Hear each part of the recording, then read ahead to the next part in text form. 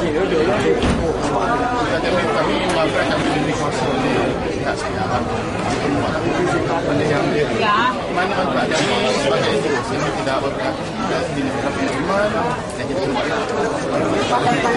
kita lah untuk kepada SPR related to ini ini rumah dengan mana dan kita akan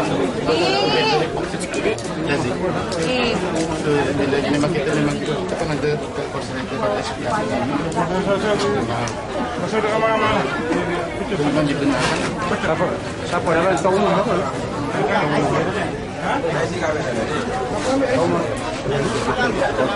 jadi saya dah minta kebenaran masuk saya minta Kita boleh bagi masuk lagi pasal Pak Aziz. Sama dah bagi.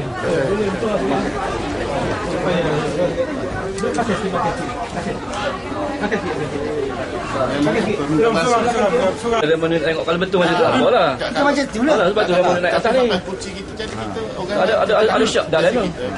Kalau betul balik nak ada kenapa nak orang ramai jadi manfaat patutlah kena ada sini betul kita tidak manfaat kalau betul Masalah hal ni, you tak boleh ganggu. okey apa dia SPR ni tak ganggu. Tak ada ganggu. Pasal kita tak boleh ganggu sebab ini duit dah janji dah. Daripada Kuala Lumpur kita dah tulis nala. Daripada Kuala Lumpur balik sini kita ada duit. Kita bagi duit untuk tambah. Dia nak bukti. Sama lah Pak sama juga. Dia nak bukti. Ada tak bagi sama. saya bukan Bukan faham dia maksud SPR ni. SPR kalau ada dua kita pergi juga. SPR kalau ada dua kita pergi juga. ada aduan pada pihak parti juga. bagi kita bukan we are non partition kita diberi hak kuasa untuk kita membuat laporan kita Ada macam ni. Kalau ada daripada kalau ada parti mana? Ada parti mana kita pergi. Bawa kita depan sana pula, depan sana pun. betul kita pergi di sana. Orang di sana dulu. Pasal ni masalah orang Pak mari sini kenal ni bukan saja. Orang Pak tak guna tak guna. Tak tahu mai sini. Pasal kita main di politik, awak tahu politik. Ini Pak punya. Cik, saya minta maaf cik nak cakap politik itu hak cik saya bukan orang politik saya bukan Kita nak awak pergi sana. minta maaf saya dapat maaf kita yang dapat Pasal ni semua ni orang mai sini semua ni orang balik Kuala Lumpur.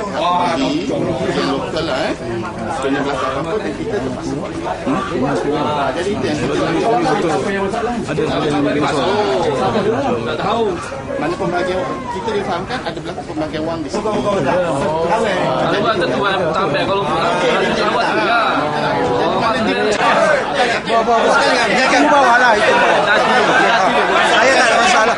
Okey tahu. Tahu.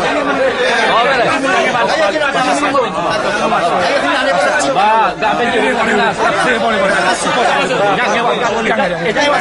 Jadi panas. You buat jadi panas.